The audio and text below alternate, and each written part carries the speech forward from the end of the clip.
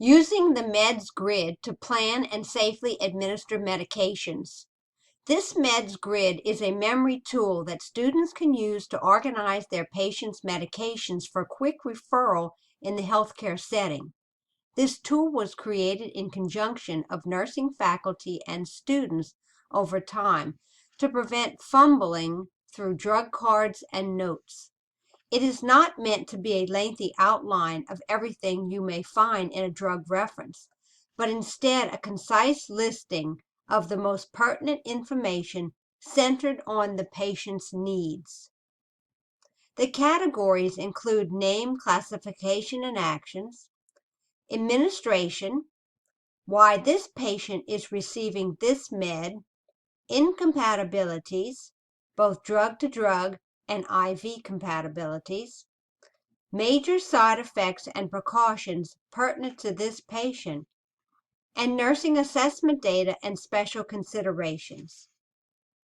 So as we look at the first medication, enoxaparin or Lovenox, you can see that under the first column there is the name of the drug, classification, anticoagulant, action, which is the prophylactic treatment of an antithrombotic agent following certain types of surgery.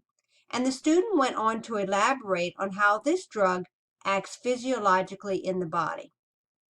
On the second column, the student lists all the pertinent information needed to safely administer the drug from a technical standpoint. They include how the drug is ordered, such as sub-Q. They also include what kind of syringe and where to administer it and so forth, as well as things to do after you administer the injection. The third column is why this patient is receiving this medication. You will need to know why this patient, given their particular situation such as surgery, is receiving this medication, and it may change from patient to patient, but this patient is receiving it to prevent DVTs after abdominal surgery. The fourth column is about incompatibilities. Simply review the patient's medications from their chart and see what drugs and/or IV solutions this medication has the potential to interact with. The fifth column is for major side effects and precautions pertinent for this patient. Do not list things that do not relate to them. Be selective and to the point. The last column is for nursing assessment data and special considerations. This is your working column.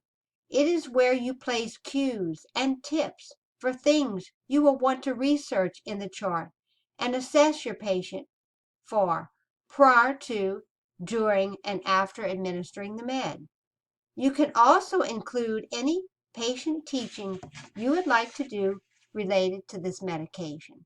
So you can see they listed things they're going to check, certain labs, certain things to monitor, and also possibly teach. The overall suggestion is that you type up and save these meds grids. They can make life easier as the weeks go on when you begin administering the same medication to various patients. Simply copy and paste the content to a new meds grid and revise it to meet your particular patient's conditions and needs. That's it. Keep it simple. Thanks.